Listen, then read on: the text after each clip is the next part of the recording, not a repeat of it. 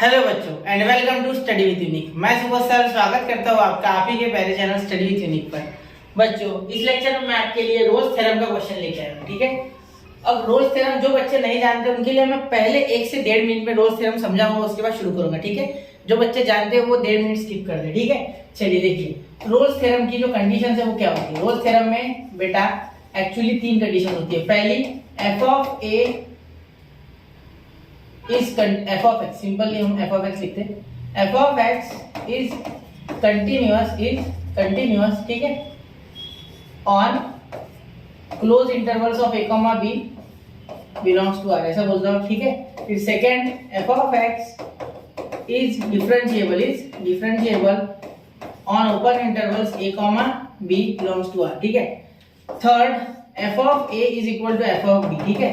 1 minute में मैं इसका ज्योमेट्रिक मीनिंग भी समझाऊंगा, ठीक है। और इसमें एक ऐसा पॉइंट होगा between a, b lies c such that ठीक है f dash of c is equal to 0, ठीक है। ये 3 पॉइंट आपको आने चाहिए। पहले का मीनिंग हुआ कि जो फंक्शन दिया हुआ होगा मतलब ये फंक्शन डिफरेंशिएबल होना चाहिए तभी ये रोल्स थ्योरम सेटिस्फाई करेगा। दूसरा ये कंटीन्यूअस होना चाहिए, उसके क्लोज इंटरवल पे open interval differentiable.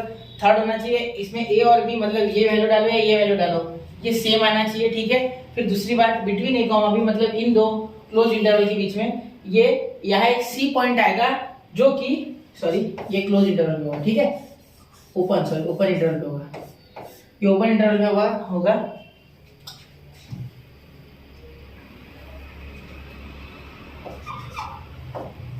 between a, b on open interval there exists c such that ठीक है f dash of c is equal to 0, मतलब एक c पॉइंट रहेगा इन दोनों के बीच में।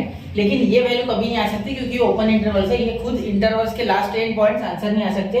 तो एक c रहेगा जो कि इक्वल टू 0 रहेगा, मतलब उसका स्लोप जो रहेगा c पॉइंट का वो 0 रहेगा, ठीक है। एक बार ज्योमेट्रिक मीनिंग समझा देता हूं। देखो ये ऐसा एक आप ऐसा एक y एक्सिस बना लो, y एक्सिस एक x एक्सिस।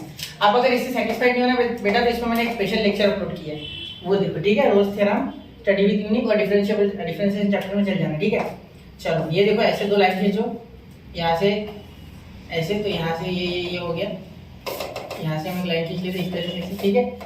ये पॉइंट ये हो गया a, ये हो गया b, ये हो गया f ऑफ a, ये हो गया f ऑफ b। देखो f ऑफ a और f ऑफ b इक्वल है, ठीक है। और यहाँ एक c पॉइंट एग्जिस्ट करेगा जिससे अगर आप ऐसे एक टेंजेंट ड्रॉ करो तो इसका स्लोप देखो x एक्सिस के इक्वल है क्योंकि x एक्सिस से पैरेलल है।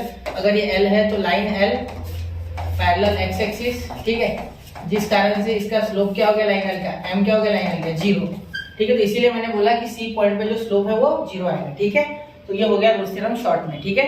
चलिए इतना नोट कर लो, 1 2 3 मैं क्वेश्चन करने जा रहा हूँ, ठीक है। शुरू करते हैं। तो अब देखते हैं बच्चा क्वेश्चन, ठीक है। अब हमने रोल्स थ्योरम आपको बता दिया एक बार मैंने, ठीक है। चलिए अब देखो ये आप सबसे पहले क्या करोगे। सबसे पहले मैंने क्या कहा था, कंडीशन क्या है कि ये डिफरेंशिएबल और कंटीन्यूअस होना चाहिए। क्या है, कंटीन्यूअस फंक्शन है, बिल्कुल है, क्योंकि ये एक पॉलिनोमियल फंक्शन है। देखो अगर आप यहाँ मल्टीप्लाई करोगे ना तो आपको एक्स क्यूब मिलेगा, ठीक है। इसलिए आप क्या करोगे, यहाँ f of x is a continuous function ऐसा लिख दोगे, ठीक है। कंटीन्यूअस फंक्शन, ठीक है, एट 1, 3 क्लोज इंटरवल पे, ठीक है। क्लियर। और यहाँ लिखोगे f of x is differentiable. हर एक पॉलिनोमियल फंक्शन एक डिफरेंशिएबल और कंटीन्यूअस फंक्शन होता है, ठीक है। Differentiable function at open intervals of 1, ये ऐसे लिखना है आपको, ठीक है। उसके बाद आप क्या लिखोगे, f of a is equal to f of b करना पड़ेगा। मैं थोड़ा सा छोटा कर रहा हूँ क्योंकि क्वेश्चन थोड़ा लंबा जाएगा, ठीक है।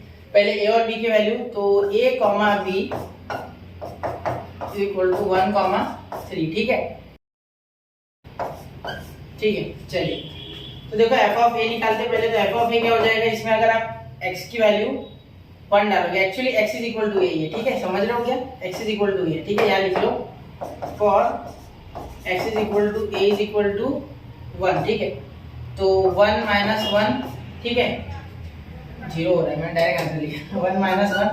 यहाँ देखो 1 - 2, यहाँ लिखो 1 - कुछ भी लिख लो क्योंकि लास्ट में 0 आने वाला है। देखो इसका 0 आएगा तो 0 आंसर आएगा। कैसे, क्योंकि ये 0 हो जाएगा बेटा, ठीक है।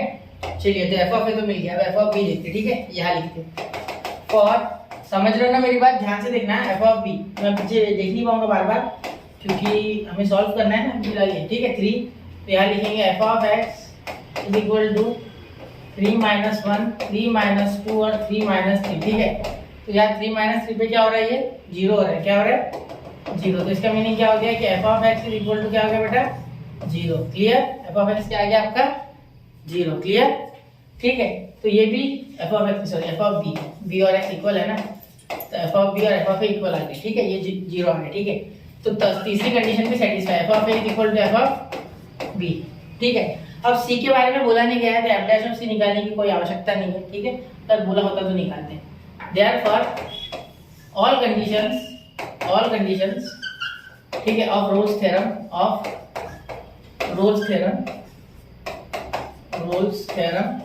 आर सेटिस्फाइड, ठीक है। इसीलिए ये क्या हो गया, रोल्स थ्योरम या वैलिड है, ठीक है। चलिए नोट कीजिए बच्चा, ठीक है, 1 2 एंड 3 हो गया, ठीक है। तो ऐसे ही बेसिक्स के साथ सारे क्वेश्चन सीखने के लिए स्टडी यूनिट के साथ बने रहे, पढ़ते रहे, आगे बढ़ते रहे। जय हिंद, जय भारत।